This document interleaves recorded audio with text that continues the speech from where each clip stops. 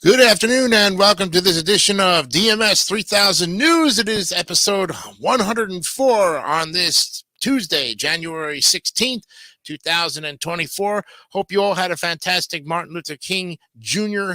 holiday weekend as we celebrated his birthday yesterday. Not only that, we also, of course, looked at when his holiday officially became a holiday, signed in by Ronald Reagan back in 1983. Some fantastic historic information to pass on to you. And I am your host for this great show that's been around for now 104 episodes. I am Jason DeCanio, the host of this great show on David 3000 Network. A little important information for you is that next week on our show, we will have a special guest who will be talking about the awards shows that will be coming up on February 2nd. You have until the 23rd to nominate your favorite show, favorite host, favorite actor, character, whoever there. Everybody got a nominee sheet to vote, and I'm on a couple of those. I can't vote for myself, so I'm hoping that you will definitely vote me in on not just this show, but as maybe a rookie host, or for some reason or another for that particular thing. I'll give you more information about that. And of course, Benjamin will have more information next week pertaining to the deadline and what's to come for that fantastic award show. We have articles today, and we're going to continue that article on the new artificial intelligence voice scam that could fool anyone. We talked about it briefly last week, but here was the thing. David came on the show and had to break in there and give some announcements. So we were halfway through the article when he came in. That's okay. We'll go ahead and repeat the article for you because I think it's a very important one that you should take very good notes on. And then I've been a hiring manager for 12 years. Here's why you're not getting hired. This is from a person who was a hiring manager and still is. And she's going to tell you exactly what it takes to get hired and maybe spruce up your resume at the same time. And then Anna Sachs, she is also known as the trash walker. She finds treasure in New York City's garbage. So as the old saying goes, one man's trash is another man's treasure, as they say. Or in this case, woman's trash is another woman's treasure. Plus, we have headlines, sports, and other important information for you today. We also have the what day is today and the motivation of today as well. And don't forget, tomorrow on the program on the David 3000 Network, want to talk football? Well, check out new episodes of Let's Talk Football Wednesdays at 7:30 p.m. Eastern on the David 3000 Network. Me and David St. Dennis and Victor and Jester will be talking about the playoffs, the first round, and who's in and who's out. Well, you'll pretty much get an idea of how, if you were following along with the first week of the playoffs, you know what happened. I know what happened, of course, too. And don't forget, too, if you're interested in NES games, me and the Tier Masters will be hosting another edition of Wipe Those Tears, episode 17, tomorrow night at 9 o'clock, where we'll be looking at the games, the NES games, the F games. That's all games that start with the letter F. So check that out. And do come in and enjoy 2 hours of great critiquing, as they say, on Wipe Those Tears as well. And then, of course, new episodes of Chilling 3000 Hangouts, Fridays at 8 o'clock with David St. Dennis. He has some fantastic interviews. I'm not sure who he's interviewing this Friday, but you can also check out the back episodes as well. He's got a fantastic archive of wonderful guests, including myself. So if you have not seen that interview, and you want to know a little bit more about me personally, he interviewed me, I think, on episode 52. I think that will kind of sum up everything you would want to know about me personally. Okay. But he is, and of course, motivation of the day is on later on, and that Ralph Marston will have a fantastic commentary on that later on. Okay. So, without further ado, let's go ahead, share our screen, and present the headlines for today, January 16th, 4. And here we go. New details in the shooting of the 11-year-old Adrian Murray emerged from 911 calls. The calls raised questions about the May 20th, 2023 incident and how the shooting was handled by officers with the Indianola, Mississippi Police Department. If I got that right. Yeah. Okay. And what do we got here? After second place finish in Iowa caucuses, DeSantis set sights on South Carolina. Florida Governor Ron DeSantis told South Carolina voters he is best positioned to beat former President Donald Trump over their former governor, Nikki Haley, who placed third in the Iowa caucus. An emotional Christina Applegate receives a standing ovation at the Emmys. The Dead to Me actor made a rare public appearance Monday night after announcing she was diagnosed with MS. Bipartisan tax deal could expand child tax credit and extend business tax breaks. The legislation expands a popular child tax credit and applies to families with multiple children. It also speeds up some tax breaks for research and development, expensing for corporations. And it's so cold, Teslas are struggling to charge in Chicago. Yeah, the car owner's plight at several supercharger stations becomes an emblem of the misery extreme cold that is inflicting on wide sections of the United States. And what would a second Trump presidency look like for healthcare? The former president is receiving campaign promises to undo Obamacare, an idea that fizzled during the first time in office. And based on his record, here's what else he might do in health policy. Former Arkansas Governor Asa Hutchinson is out of the presidential race. Hutchinson, who didn't shy away from criticizing the GOP frontrunner, former President Donald Trump, has announced he will no longer seek his party's nomination. And as Trump wins Iowa, focus shifts to New Hampshire, and here's what you need to know. With the momentum set in Iowa, the candidates are already looking to the next contest as Trump hopes to cement his lead, and DeSantis and Haley continue to fight for second place nationally. The war in Gaza is testing Israel's economy, and a second front against Hezbollah could break it. Israel's military has closed towns and workplaces near the Lebanon border, and 60,000 residents have fled, freezing the regional economy. But a full-blown war with Hezbollah could affect all of Israel. He was stranded. A stranger offered help and a message. Today, you, tomorrow, me. While in 2010, Justin Horner was sitting on the side of the freeway, hoping someone would help him fix his blown tire. Right around the time he was about to give up, a van pulled over, and, well, I guess he was rescued. 5 takeaways from the Iowa Republican caucuses. After a year of campaigning and more than $120 million in ad spending in Iowa, the caucuses have come and gone. Here are key takeaways about Donald Trump, Nikki Haley, Ron DeSantis, and GOP politics. Zelensky takes center stage in Davos as he tries to rally support for Ukraine. Zelensky is headlining a frenzied first full day of the World Economic Forum's annual meeting in the Swiss resort, where officials from the U.S., EU, China, and Middle East will also be prominent as well. So hopefully they can get something settled here quickly. 6 takeaways from the return of the Emmys. The 75th Emmy Awards offered up nothing in the way of real surprise. Succession, The Bear, and Beef dominated on a night steeped in television nostalgia. Vivek Ramaswamy suspends campaign and endorses Trump. Entrepreneur Vivek Ramaswamy, who garnered heavy criticism from his fellow Republican opponents, announced he is dropping out of the presidential race. See voters turn out for the Iowa caucuses. For many Republican Iowa voters, the caucus is the first opportunity to weigh in on who they want to be their nominee for the 2024 presidential race.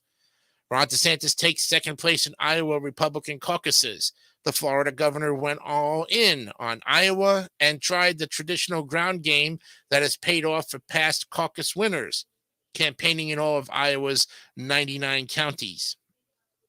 Trump advisor compares Trump's charges to those of civil rights activists. A senior advisor compared the former president's 91 criminal charges to those faced by civil rights activists in the 1960s. Yep, Donald Trump wins Iowa Republican caucuses and first contest of 2024. The former President Trump dominated in Iowa, beating his fellow Republicans by double digits. The complete list of winners for the Emmy Awards of 2023, Succession, Beef, and The Bear, took home some big wins in the major categories at the 75th Annual Emmys. Yes, and of course, you can also listen to NPR special coverage of the 2024 Iowa caucuses. That was all pretty much the headline for yesterday's Martin Luther King Day. So there you have it, friends. The headlines for today, January 16th, 2024. All right, let's go to the NBA and get on with the basketball games. Oh, man. I am so depressed again. Well, here we go with the finals from yesterday. It was the 76ers over the Rockets, 124-115. The Mavericks over the Pelicans, 125-20. The Pistons finally won another game. It's only their fourth win in how many tries? They beat the Wizards 129-117. Magic over the Knicks 98-94.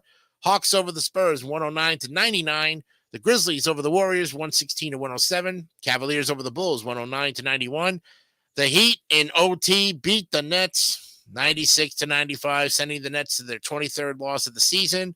They're stuck on the number 16 for wins. Celtics over the Raptors 105-96. The Jazz take care of the Pacers 132-105. And the Lakers take care of the Thunder in the Staples Center 112-105. Today's games have the Nuggets at the 76ers at 7:30. The Kings will tip off with the Suns at 9 o'clock. And the Thunder go to the LA Clippers at 10 o'clock tonight. All right, let's go to the NHL.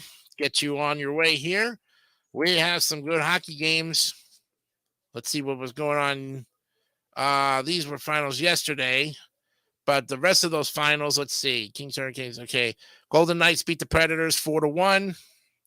It was the Wild over the Islanders 5-0 with the shutout. Canadians over the Avalanche 4-3, and the Flyers beat the Blues 4-2. Tonight's games have the Ducks at the Capitals at 7, Avalanche at Senators, Kraken at the Rangers, Kings at the Stars at 8 o'clock, the Islanders at the Jets at 8, Sharks at the Blackhawks at 8:30 in Chicago, Maple Leafs at the Oilers at 9 o'clock, and the Coyotes will take on the Flames in the face-off at 9 o'clock in Calgary. All right, and the two football games from yesterday's wild card go like this. The Bills over the Steelers, 31-17, meaning that the Bills will move on to the next round. And the Buccaneers, well, they take care of the Eagles, sending the Eagles to an exit of early termination, 32-9. Whoa. So the setup for this week's division rounds are going to be like this.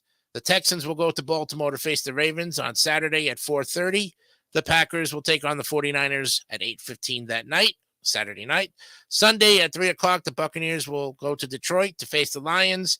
And the Chiefs will go to Buffalo to face the Bills on Sunday night at 6:30. From there, it's on to the conference champions. And then who's going to emerge to the Super Bowl? Only time will tell. And there you have it, friends. Sports scores.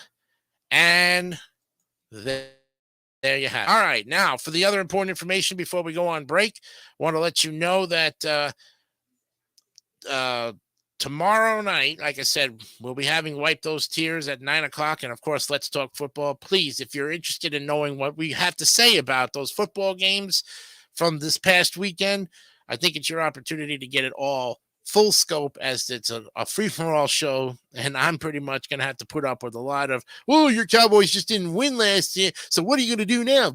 Oh, don't worry. I got plenty to say about it for tomorrow, but I'm going to say it in a nice way, okay? As far as anything else is concerned with the important information, if it comes up, well, like I said, don't forget to nominate this show and any of the other favorite shows you want out there. There's DMS 3000 News Live. There is Wipe Those Tears. Those are the two shows that I currently host. I'm also up for nominations on Rookie of the Year, Rookie Host of the Year, actually, musical host as well, musical, like, I guess a grab bag of music expertise. I'm not sure, but there's a whole list of that particular list of categories that I'm in. So please show your support, and I can't vote for myself. You guys have to vote for me in.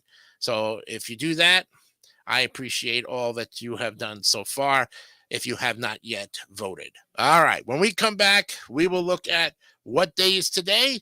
And then the first of many articles of the first three, the new AI voice scam that could fool anyone and how to beat it. We'll find out all about that when we come back with more of DMS 3000 News right after this. Pepperidge Farm's American Collection cookies with chunks of chocolate and hunks of nuts. No wonder the cookie's so big. Every crumb's a mouthful.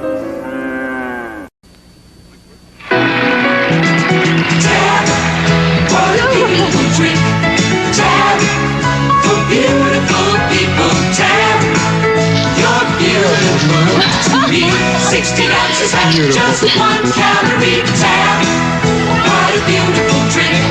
Tab, for beautiful people. Tab, it's beautiful. Beautiful. Tastes so darn good. Beautiful.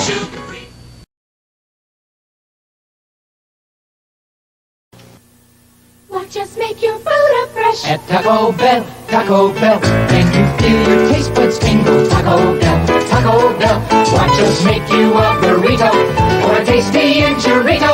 Tostadas and taco made up fresh at Taco Bell. Put a smile on your face. Taco Bell, everybody loves the taste. Taco Bell, 'cause we're the fresh food place. Taco Bell. Is gasoline rationing imminent? A report at 11. You know we're gonna be there, don't think twice. Service is part of our name. We're a part of your country, a part of your town, and no one else does it the same. We deliver. It's the reason you trust us. You know that we're gonna know we're your most of service. We deliver for you. We deliver for you. I bet you did something today you feel pretty good about. Bet you did. So go get your Mars bar. Come on, you deserve the best. Can't you just taste that rich milk chocolate, creamy caramel, and snuggle deep inside soft nougat? Big, fresh, crunchy nuts after nuts after nuts. This is what you deserve. You deserve every big, crunchy nut in a Mars bar. You did do something good today, didn't you? What are you doing in the kitchen at 3 a.m. in the morning, Alice? Having a breakfast treat, George. But breakfast isn't for another 4 hours. I'm not having breakfast. I'm having a Stella D'Oro breakfast treat. Is there a difference? Breakfast, you eat at breakfast time. Breakfast treats, you eat anytime. Not bad. But if they're good anytime, Alice, why do they call them breakfast treats? George, don't talk. Eat. Stella D'Oro breakfast treats. There's no wrong time to eat them. There's a classic commercial for you. Stella D'Oro breakfast treats. I wonder if they still make them nowadays. Well, we've got an interesting treat for you as well today, and it is National Fig Newton Day. Oh, yes. If you love Fig Newtons as much as I love Fig Newtons, I think you'll enjoy it even more. Yes, you can either love them or you hate them, but you can't deny their popularity. Fig Newtons have remained a much-loved pastry for over a century, so no wonder they get their own day.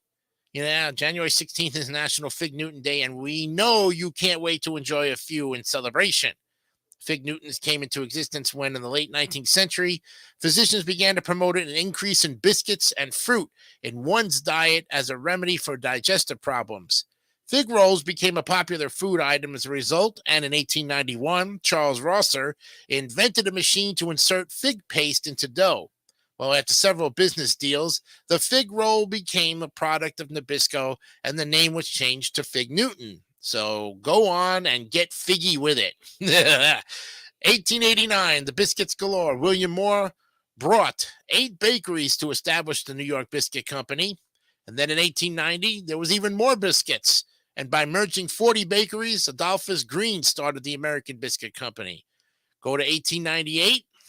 The first batch of Fig Newtons were baked at the F.A. Kennedy Steam Bakery. And in 1898, again, better together, Moore and Green came together to create the National Biscuit Company, or NBC. Yes. So today, you're going to make your own fig rolls. You have store-bought Fig Newtons. You've had them. Why not try making your own? They are fairly simple to make, and various recipes can be found all over the internet. You just need the standard baking ingredients found in every kitchen and some figs. And then don't stop with fig Newtons. Keep your baking supplies out and whip up a fig Newton cake or pie crust. There are plenty of amazing recipes for cakes made of fig Newtons. There are also several recipes for fig Newton pie crust. It's amazing with pumpkin pie, which is a good thing to perfect with fall coming. And you've made or bought, which is equally as okay and delicious, all these amazing sweets. So eat them. Invite friends over or share with your family, or eat it all yourself. No one will judge you, except maybe your cat. But cats judge us all the time. Cats will be cats. And why we love National Fig Newton Day. Classics are classics for a reason. We still enjoy this figgy cookie because they're genuinely delicious, but because of how long they've been around. They can give us a nostalgic feeling as well. Maybe you have a particular memory attached to them, like your father enjoying morning coffee and some fig Newtons as he reads the paper. We love classic foods, and fig Newtons are one of those that we can't get enough of. And we like to think we're being healthy. Well, yeah, fig Newtons are technically a cookie, but it's got figs in it, so it's healthy, right? We're all guilty of this type of thinking from time to time. We feel guilty for cheating on our diets or eating more sweets than we should. Should you be eating packs of fig Newtons every day? Maybe not. But are they perfectly fine in moderation? Absolutely. And have you ever had a fig Newton with a hot cup of tea or coffee? If you haven't, you probably have not enjoyed fig Newtons to their full potential. They are great in the morning with coffee and are easy to take on the go. Afternoon tea? Fig Newtons are the perfect snack to accompany your warm drink. Other warm drinks like hot cider go great with them as well. And they are a great combination, especially during this chilly time of the year. There you have it. Next time we will see Fig Newton Day in 2025 will be on a Thursday. So keep an eye out for next year when we get into 2025, January 16th, on a Thursday. I didn't see if there was any other national days of food. Let's see. National Boston Day, National Good Teen Day, Kiona Day. We don't really need that. Nope. That's all she wrote. Okay. Not too bad on that. All right. And like I said, when we come back, we'll look at our first article of the day, which is that new AI voice scam. Take some really important notes. We'll get back to you with it and reread that article from last Friday. When we come back on DMS 3000 News Live, right after this. Today, a refresher course in sore throats. There's the one from smoking, the dry, tickly kind, the burning sore throat. Fortunately, there's great-tasting Luden's cough drops. Luden's help replace pain with pleasure. They quickly dissolve to coat irritated, inflamed tissue with soothing, cooling relief. So, for minor sore throat problems, get major relief from Luden's. The day's looking new and bright, and you're gonna start it right. Folgers starting to brew, the aroma's calling you. The best part of waking up is Folgers in your cup. Mornings are brighter with Mountain Grown Folgers because Mountain Grown coffee has more enticing aroma than any other kind. The best part of waking up is Folgers in your cup. Move over, Bacon. There's something leaner. Tasty sizzling. Whoa, sis. What's the matter with my bacon? Here's what's the matter. F-A-T, fat. Sizzline's 50% leaner than bacon. It's all real meat without all the fat. Mmm, delicious. Move over, Bacon. There's something leaner. Sizzling breakfast strips from Swift. So why sizzle fat? Sizzle lean. We're Beatrice. Thought all OJ was the same, never bothered with a name. Then I did a little check, found new Citrus Hill Select. Cause my day gets going and my juices get flowing. It's that sunshine taste I can't do without. It's that tingle on the lip, it's that dazzle in the sip. Citrus Hill Select gets your juices flowing. What makes Citrus Hills so select? Because from every orange we select, we take the purest, freshest, sweetest tasting part, the heart. That's a taste that's bound to get your juices flowing. Citrus Hill Select gets your juices flowing. Citrus Hill Select gets your juices flowing. Wherever there's a light shining in the night, we'll be there. GE is light, warm and bright. Wherever there's a moment and a dream inside, GE is light, we'll be there. Things to life.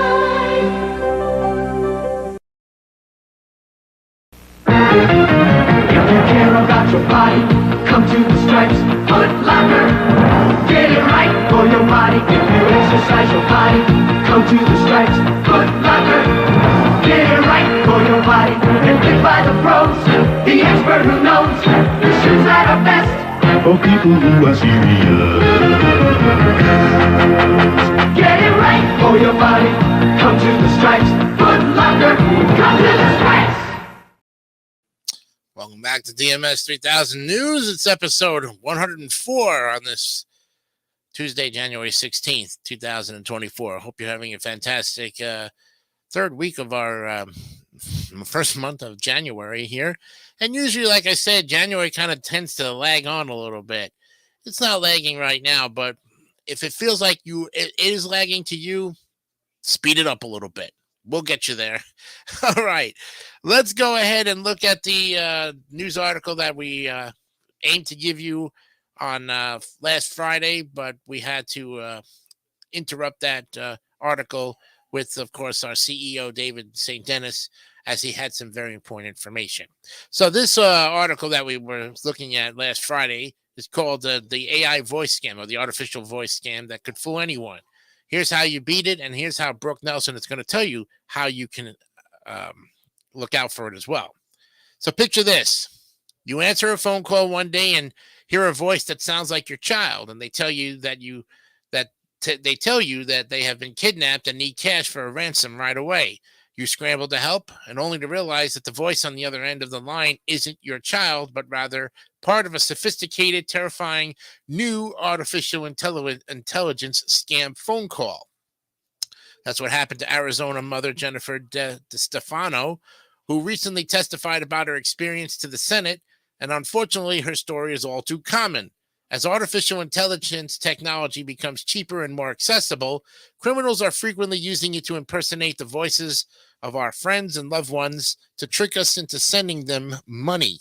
In fact, imposter scams like this have stolen up to $2.6 billion from Americans in the past year, according to the Federal Trade Commission. The good news is that you can beat scammers at their own game. We spoke with cybersecurity experts to learn how these scam calls work and why they're so hard to spot, how to avoid them, what to do if you become a target, and the future of the artificial intelligence scams and more. So, a clever scammer with a good artificial intelligence program doesn't need much more than a few-second recording of a loved one's voice to be able to clone the person's voice and apply their own script. From there, they can play the audio over the phone to convince their victims that someone they love is in a desperate situation and needs money immediately. These aren't your typical 4-word phone scams or Google voice scams. They're even more advanced. In one of the most common examples, parents or grandparents receive a call from their children or grandchildren claiming they need money for ransom or bail, like the AI kidnapping scam DeStefano encountered. We have seen parents targeted and extorted for money out of fear that their child is in danger, says Nico Deckens, Director of Intelligence and Collection Innovation at Shadow Dragon. Eva Velasquez, President and CEO of the Identity Theft Resource Center, says that the center also receives reports of AI scam calls that convince victims their relative needs money to pay for damages from a car accident or other incident. Other scams, including using a manager or executive's voice in a voicemail, instructing someone to pay a fake invoice, as well as calls that sound like law enforcement or government officials, demanding the targeted individuals share sensitive information over the phone. It may take a few steps to pull together an AI scam, but the tech speeds up the process to such an extent that these cons are worryingly easy to produce compared with voice scams of the past. In a nutshell, this fraud follows the steps below. So, to carry out an AI scam call, criminals first must find a 5 to 10-second audio recording of a loved one's voice, such as a clip from YouTube or a post on Facebook or Instagram. And then they feed it to an artificial intelligence tool that learns the person's voice patterns, pitch, and tone, and crucially simulates their voice. These tools are widely available and cheap or even free to use, which makes them even more dangerous according to experts.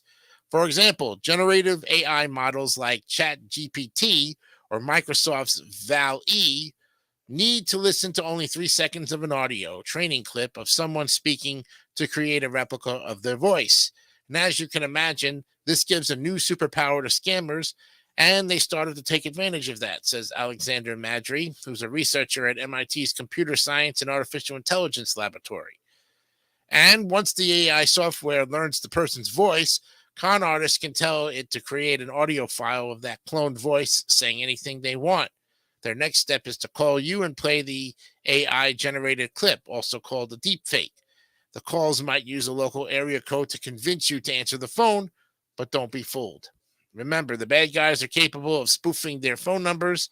Many phone-based fraud scams originate from countries with large call center operations like India, the Philippines, or even Russia, according to Velasquez. And the scammer will tell you that your loved one is in danger and that you must send money immediately in an untraceable way, such as with cash, via a wire transfer, or using gift cards. And although this is a telltale sign of wire fraud or a gift card scam, most victims will panic and agree to send the money. The nature of these scams plays off of fear. So in the moment of panic these scams create for their victims, it is also emotional and challenging to take the extra moment to consider that it might not be real, Decken says. Scammers are also relying on the element of surprise, according to Kareem Hajazi, the managing director of SCP and Company, a private investment firm focused on emerging technology platforms. The scammers rely on an adequate level of surprise in order to catch the called target off guard, he says. Presently, this tactic is not well known, so most people are easily tricked into believing they are indeed speaking to their loved one, boss, coworker, or law enforcement professional. So imposter scams have been around for years, but artificial intelligence has made them more sophisticated and convincing. Artificial intelligence did not change much in terms of why people do scams. It just provided a new avenue to execute them, Madry says. Be it blackmail, scam, or misinformation, or disinformation, all now can be much cheaper to execute and more persuasive. When AI has been around for decades for both criminal and everyday use, think AI password cracking and AI assistants like Alexa and Siri. It was expensive and required a massive amount of computing power to run. And as a result, shady characters needed a lot of time and expertise with specialized software to impersonate someone's voice using AI. And now all of this is available for anyone who just spends time watching tutorials on YouTube or reading how-to docs and is willing to tinker a bit with the AI systems they can download from the internet. On top of that, Velasquez notes that previous imposter phone scams used to blame a poor connection or bad accident to explain why their voice sounded different. But today's technology has become so good that it is almost impossible for the human ear to be able to tell that the voice on the other end of the phone is not the person it purports to be, says Alex Hammerstone, who's the director with the security consulting firm Trusted Sec. So they may be quicker to create than post imposter scams, but AI scam calls are still labor intensive for criminals, so your odds of being targeted are low, according to Velasquez. And most con artists want to use attacks that they can automate and repeat over and over again. And you can't do that with voice clones because it requires the victim to know and recognize a voice, not just some random voice, she says. And the problem is that these attacks will continue to increase as the technology improves, making it easier to locate targets and clone voices. And there's no other reason now is the best time for criminals to run these cons. As these kinds of capabilities are new to our society, we have not yet developed the right instincts and precautions to not fully trust what is being said via phone, especially if we are convinced that this is a voice or of a person we trust, says Marjorie. And that's why it's important to take proper precautions to boost your online security and avoid being targeted in the first place. So here are a few suggestions from the experts. Before sharing audio and video clips of yourself on Facebook, Instagram, YouTube, or other social media accounts, Velasquez recommends limiting your privacy settings, including who can see your posts, to people you know and trust. Users who keep their posts open to everyone should review and remove audio and video recordings of themselves and loved ones from social media platforms to thwart scammers who may seek to capture their voices. Setting up multi-factor authentication for your online accounts can also make it more difficult for fraudsters to access them. This system requires you to enter a combination of credentials that verifies your identity, such as a single-use, time-sensitive code you receive on your phone via text, and in addition to a username and password to log into your account. If you use biometric tools for verification, opt for ones that use your face or fingerprint rather than your voice to avoid providing criminals with the resources to create a deep fake. Hijazi suggests coming up with a secret phrase or password that you can change with your loved one ahead of time. And that way, if you receive a call alleging that they have been kidnapped or need money right away, you can authenticate that you are indeed speaking to the real person. This does take some advanced planning, but it's a free and effective proactive measure, he says. And last, you can avoid being targeted by these scams to begin with by disappearing from the internet as best as anyone is able to these days. Scammers often rely on the trail of breadcrumbs you leave about yourself online, from your pet's name to your high school mascot, to learn about your life and build a scam around it. There are vast amounts of information freely and publicly available about almost every one of us, Hammerstone says. It is very simple to find out people's family members, associations, and employers. And these are all the things that a scammer can use to create a convincing scam. The solution is simple, according to Hammerstone. Limiting the amount of information we share about ourselves publicly is one of the few ways that we can lower the risk of these types of scams. Online tools like Delete Me can automatically remove your name, address, and other personal details from data brokers, which will make it more difficult for scammers to target you. Google is even working on a new results about you tool that alert you when your personal info appears in its search results and will make it easy to request their removal. So, received a suspicious phone call? If you are on the phone with a loved one who is demanding money, don't panic. It can be scary and disturbing to hear a loved one in distress, but the most important thing to remember is not to overreact. Instead, experts recommend taking these steps before agreeing to send money to someone over the phone. First, call your loved one directly using a trusted phone number, and if you can't reach them, try to contact them through a family member, friend, or colleague. And ask the caller to verify a detail that only they would know, such as the secret phrase mentioned above. Alert law enforcement, and they can help you verify whether the call you received is legitimate or a scam. Listen for any audio abnormalities, such as an unusual voice modulation or synthetic sounding voices, to identify a scammer. Deepfake audio can lack natural intonation or exhibit glitches, like sounding angry or sad, Jenkins says. Hijazi also points out that this technology is not controversial yet and will likely fail to keep you up if you keep asking questions. If you determine that the call is a scam, write down or screenshot the phone number that I blocked you or that called you. Block the number on your phone and place them on your do not call list to avoid receiving a call from them again. Jenkins suggests putting the scammer call on speaker on your phone and recording the audio with a secondary phone.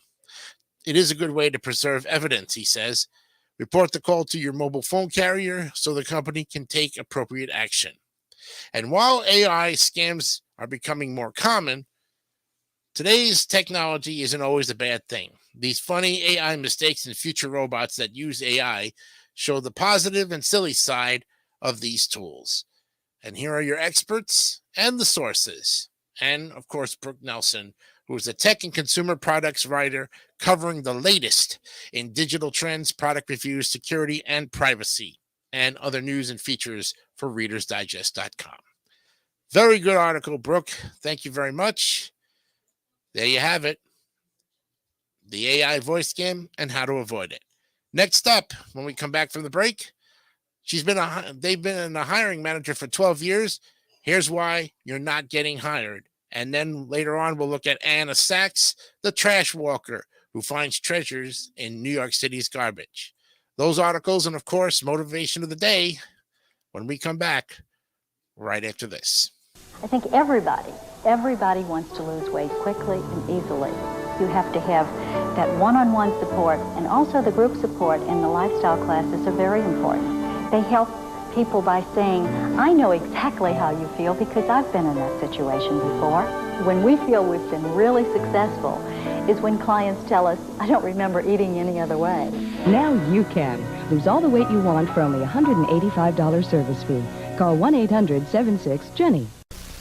Daddy's home! When it's dinner time and time's tight, I just browned some ground beef and have a manwich night. Mom's working late and you've got to feed 'em right. We just brown some ground beef and have a manwich night. Your team's played all day and hasn't had a bite. Mom just browned some ground beef. Manwich night. Hunt's Manwich with tomatoes, onions, peppers, and your ground beef makes tonight a manwich night. Just brown some ground beef. And have a manwich night. We're Beatrice.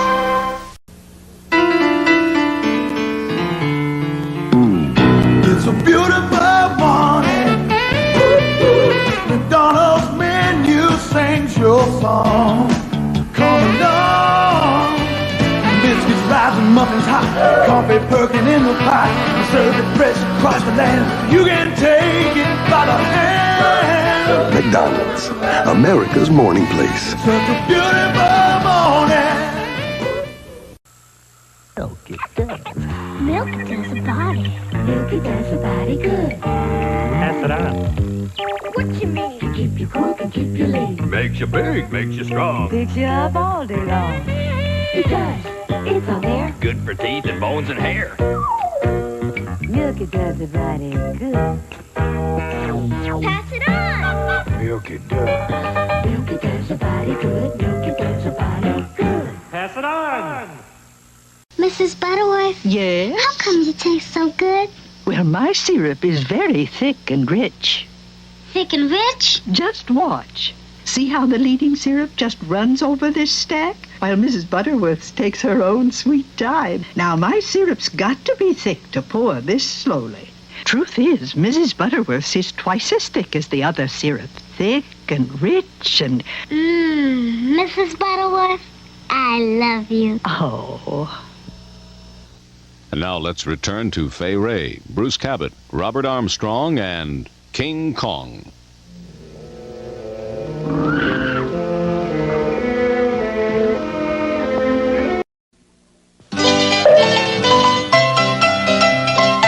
If you love great cheese flavor, it's time you tried the snack that's famous for it.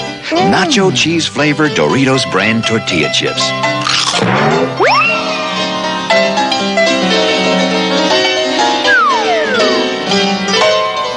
So for a snack with the great flavor of cheese, try nacho cheese Doritos. They taste as good as they crunch. All right, welcome back to DMS 3000 News Live, or news actually. It is episode 104 on this Tuesday, January 16, 2024. I hope you're having a fantastic day today. I know I am, and I'm wearing this shirt today for someone special that I just am starting to talk to. I hope you like the shirt very much. You can catch it, of course, after we go off live and may be able to watch the program then. You know, if you're ever having problems getting on the show as far as through YouTube or any of that sort, let us know, and we can, of course, send you a copy of the show. In the meantime, you necessarily just can also go through your Gmail account, because all people who have Gmails, or for that matter, Yahoo Mail, should have a YouTube channel just for viewing for that purpose. Okay, so if there's any situational problems where you're having issues trying to get onto to watch the show fully, or you get cut off, let us know, and we'll of course address those issues with StreamYard and YouTube as well. All right, well, this person's been a hiring manager for 12 years, and here's why you're not getting hired. Dave Johnson, as told to by Charlotte Hilton Anderson, these tiny mistakes can make the difference between getting the job and getting cut, especially in a tight job market. So here's how to put yourself ahead of the pack.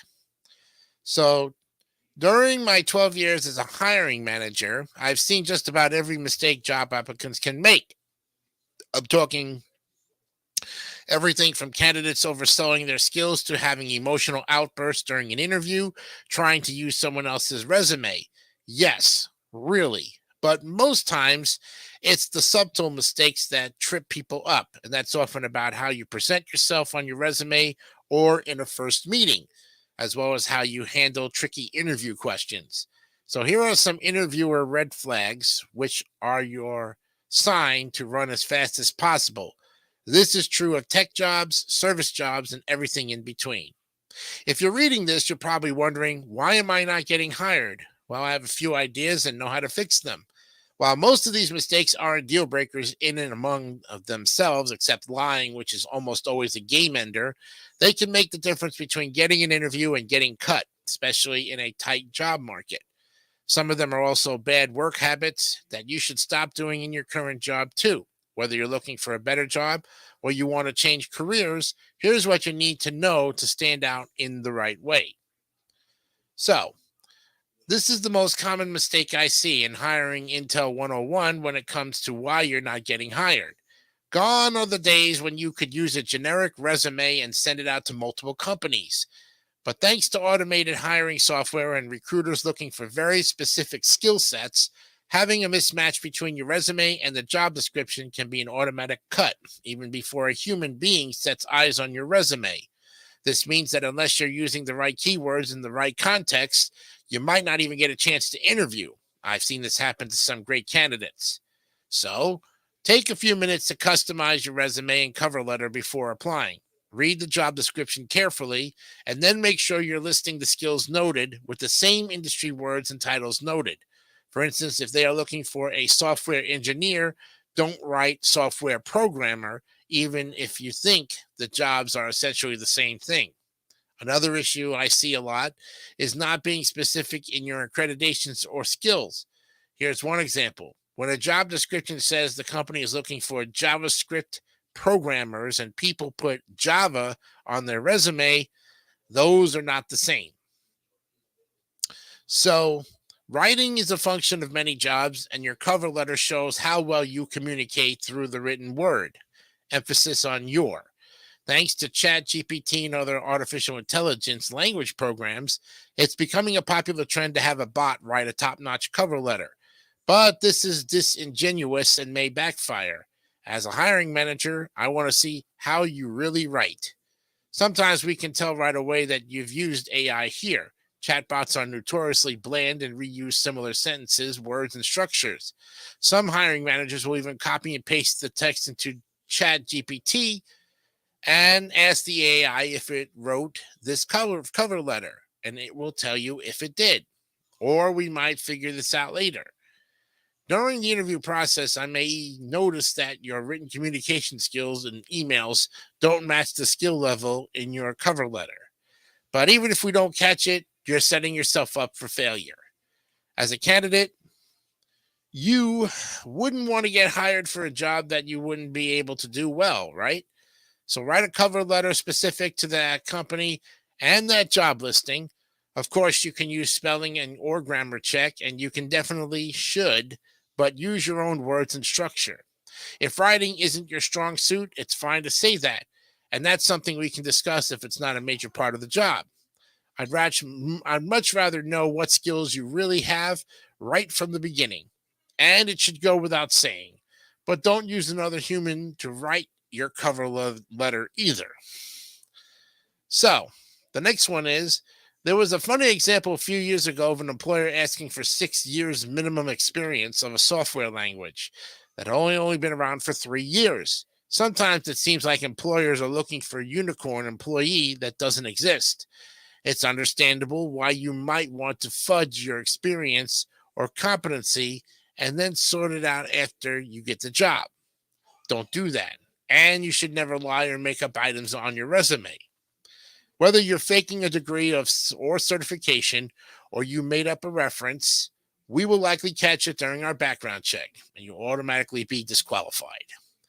Thanks to the internet, it's pretty easy to catch these kinds of lies.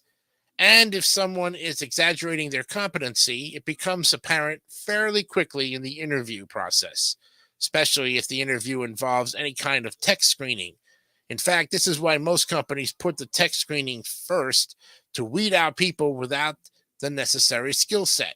I value honesty and being able to accurately evaluate yourself far more than I do any individual skill. And skills we can teach, honesty, not so much. So one of the best job interview tips I can give you is to be honest about what you can and can't do. I love when candidates tell me, I don't know that yet, but I'd love to learn. In the meantime, you can also do a little career cushioning by learning new skills that make you more marketable. There's a proper job hunting tip that makes the rounds every few years, telling people it's better to deliver your resume in person. And according to the tip, this allows the hiring manager to put a face to the name and shows initiative. This is not a good idea, and chances are you won't make it past the front desk anyhow. Also, don't call the hiring manager directly unless you're told to. Hiring managers are very busy, and anything you do that goes outside of our hiring protocols is going to be unhelpful at best. And at worst, it will get your resume dropped straight in the trash. So, following the hiring protocols and process outlined by the company or the recruiter, I know it can feel tedious, but showing us you can read, understand, and follow the rules makes a good first impression. And if you're working with a talent acquisition company like a headhunter, then ask them lots of questions. This is what they're there for, and they should know all the ins and outs of the hiring process for that specific job. So a few grammar and spelling mistakes aren't the biggest deal, but if it comes down to a candidate with a polished resume and an equally qualified candidate with an error-ridden one, the job will go to the one who took the time to edit. It's also important to note that good editing goes beyond the basics of spelling. Once I was interviewing for a top management position and had two really solid candidates. And while both interviewed well in person, the second person's resume was not formatted well. Lots of dense texting with no spacing, making it difficult to read. It ended up being a deal breaker because the first candidate's resume showed an attention to detail that the second person didn't have. I wouldn't have used that as the deciding factor if the second person had a stronger skill set, but when candidates are equally matched, it's the little things that make the difference. So no one can see their own mistakes, so it's important to have a friend, mentor, or recruiter, and if you're working with one, to read your resume and cover letter. At the very minimum, run a quick spelling and grammar check. The software is everywhere these days, so there's no excuse not to use it.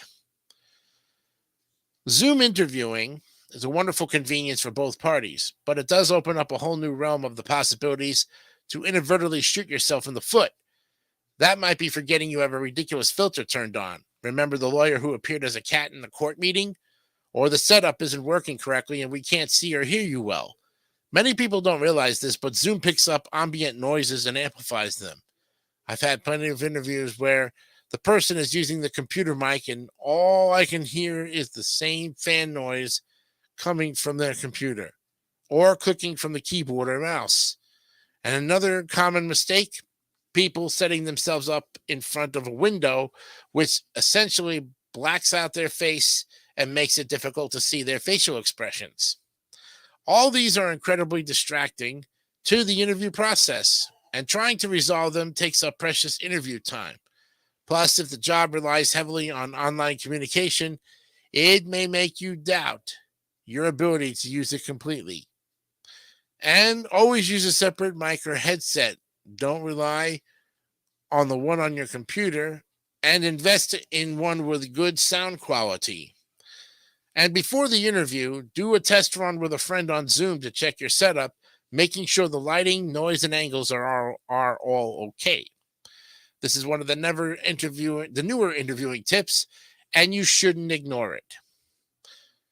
People sometimes think that having references, generally one or two professional contacts, a previous boss, and a personal friend is just a formality.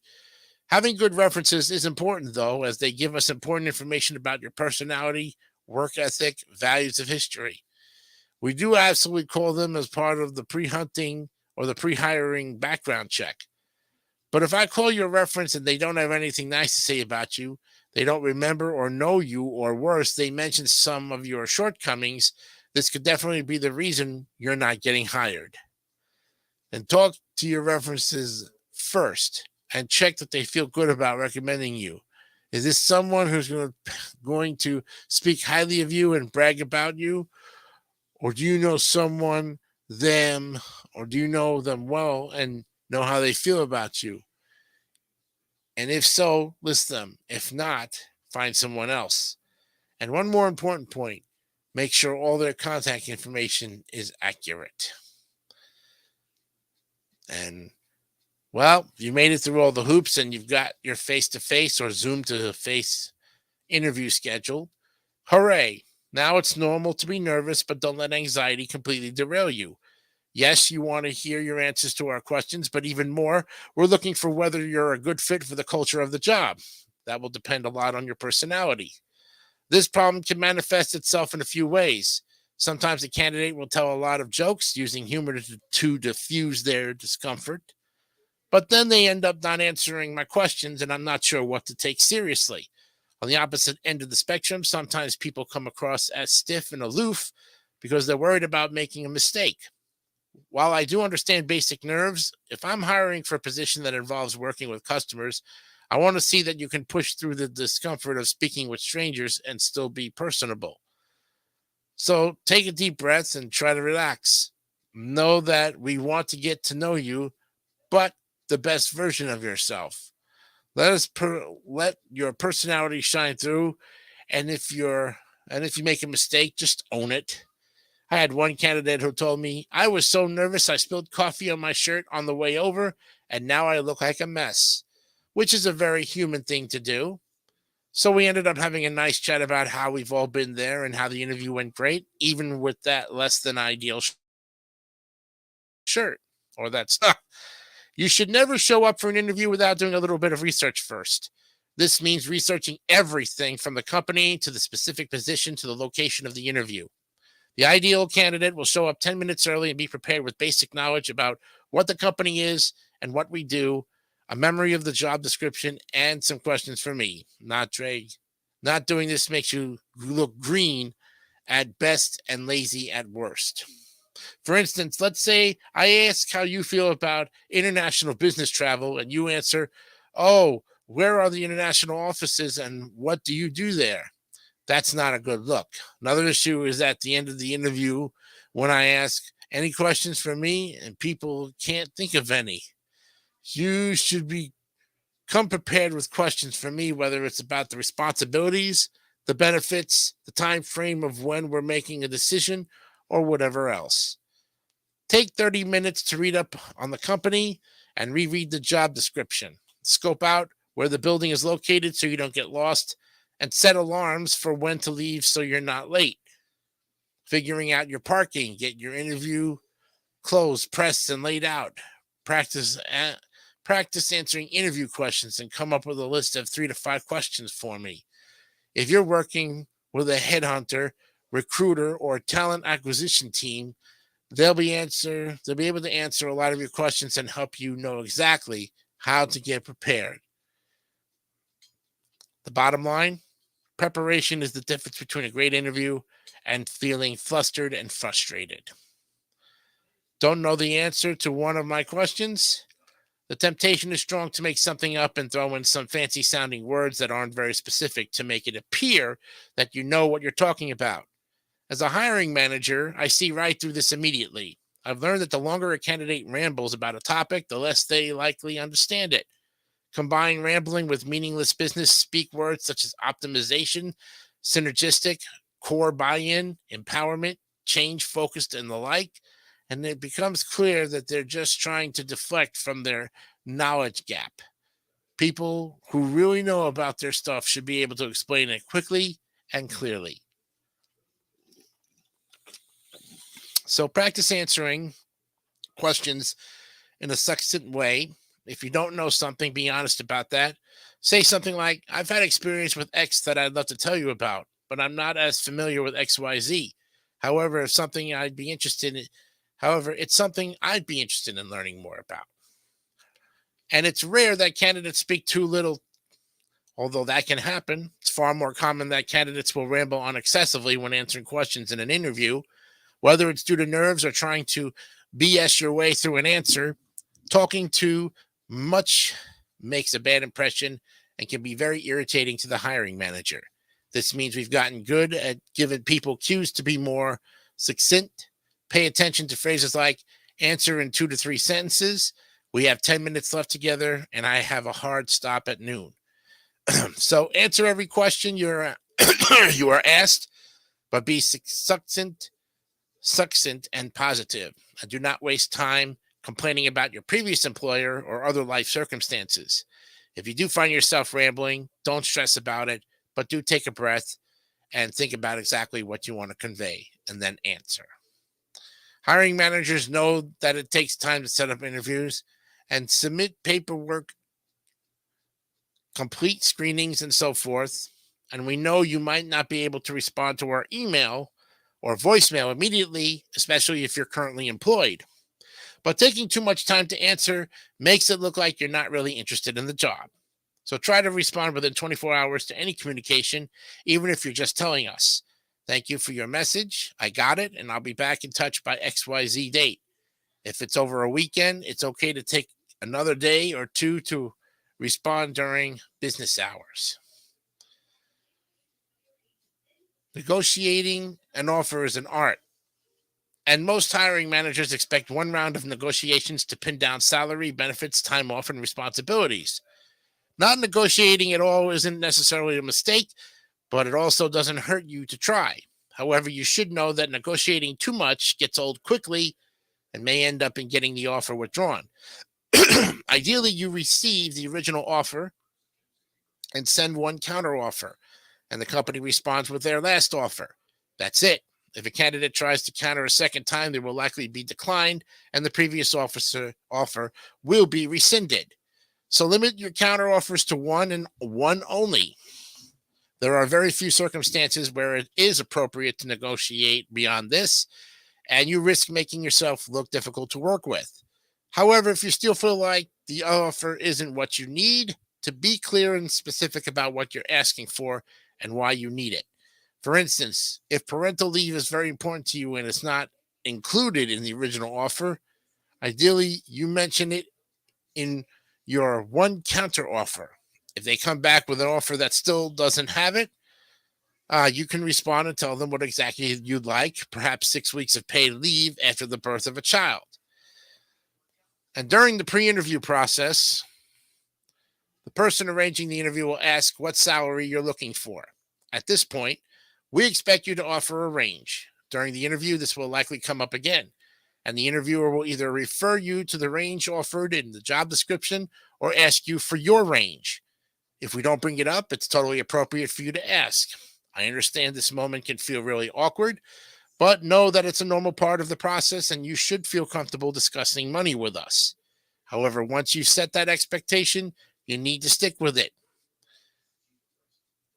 I've seen too many job candidates over a lower salary range and then attempt to make it higher during the negotiation phase of the job offer. For instance, the candidate says they're looking for 80 to 90K per year and then counters our offer of 90K by asking for 100K. This is incredibly irritating to a hiring manager and can feel like a bait and switch. I rescinded offers over this situation. So give a salary range rather than a specific number and stick to it. Once you've given your range, don't try to trick the hiring manager after an offer has been made.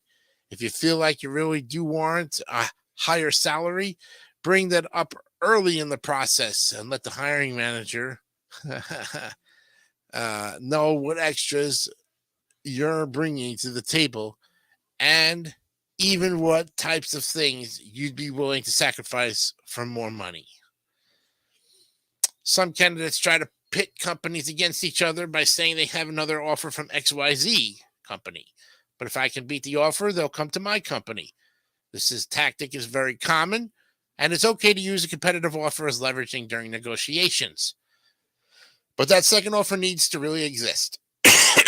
I've seen candidates use a fake offer as a bluff, and then when I tell them that we can't match it and they should accept that offer, they fess up to try to keep my offer. Usually I've rescinded the offer by that point, and there's no going back, even if they apologize. So know that if you don't really have a second job offer, you risk ending up with no job offers at all. So be honest about your needs and wants. We want to know.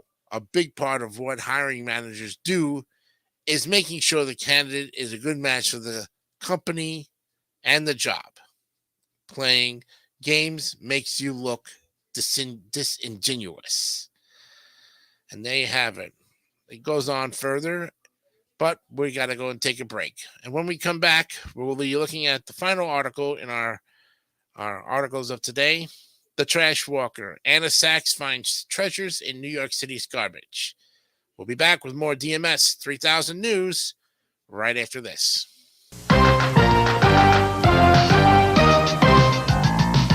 If you want to be cool to hear what I say, you got to go to school every school day. Cause if you want a good job, there's a very simple rule. You gotta get an education, gotta go to school. You gotta get it all together if you want to make it pay. You gotta stay in school till graduation day.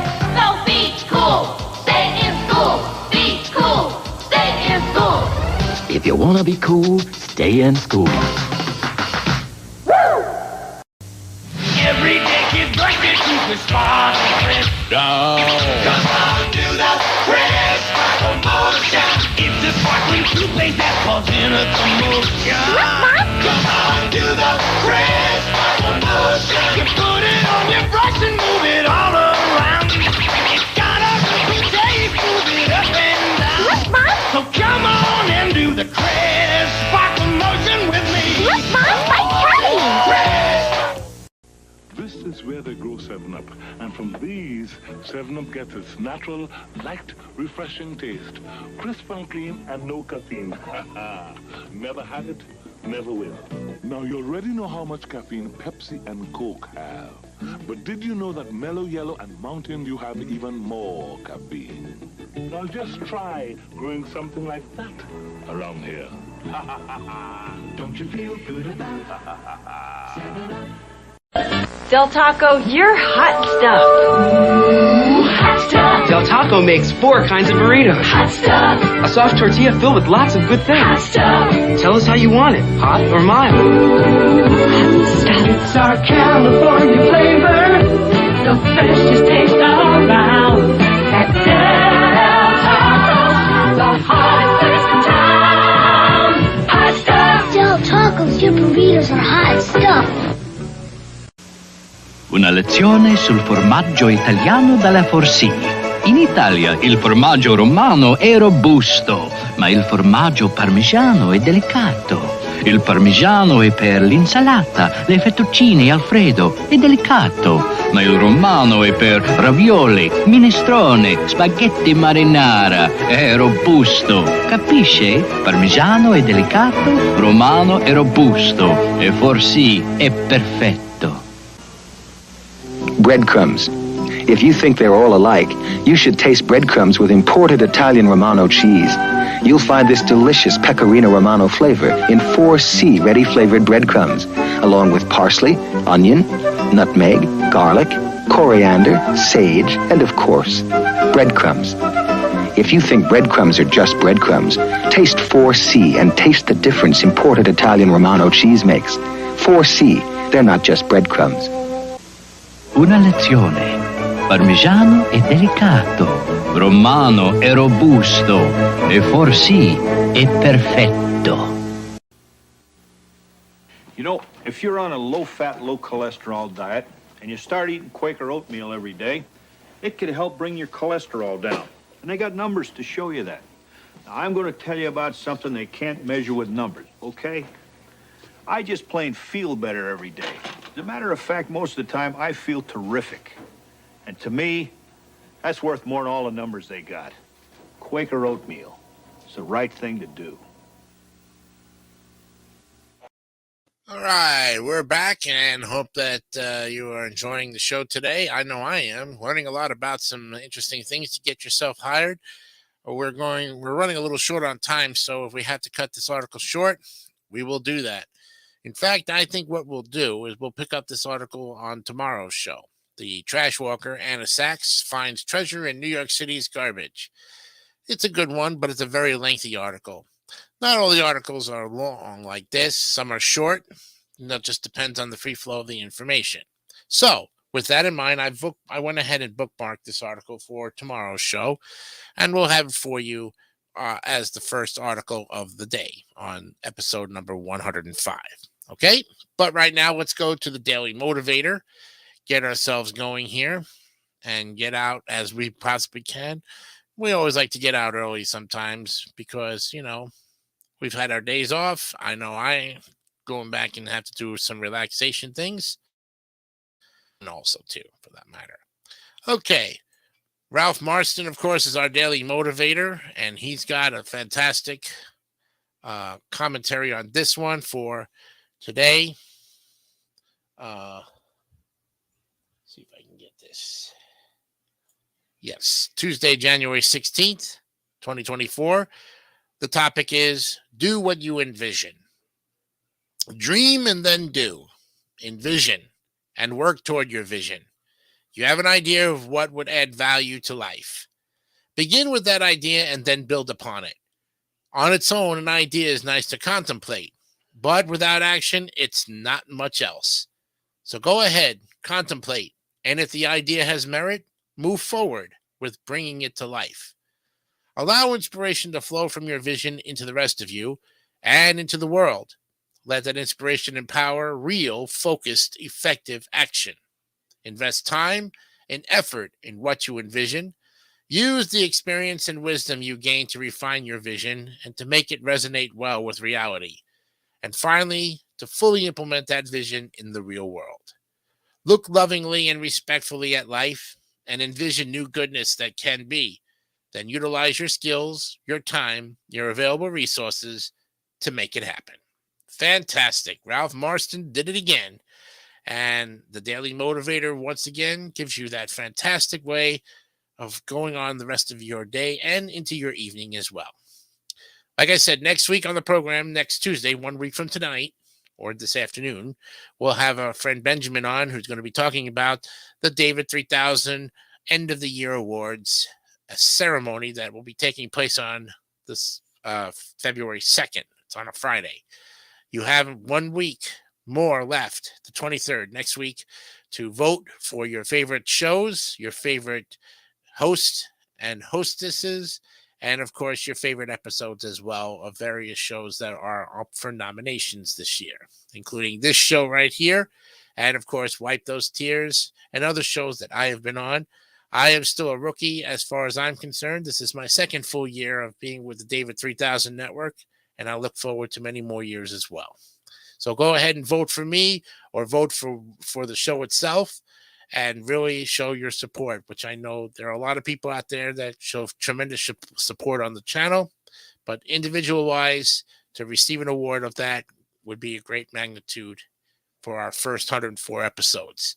We'll be with you tomorrow as episode 105 picks up where we left off with great articles and great commercials and wonderful information. I'm Jason DeCanio. Remember, be honest, be real, and keep it simple, stupid. Kiss. We'll see you tomorrow night. Have a great evening. Good night.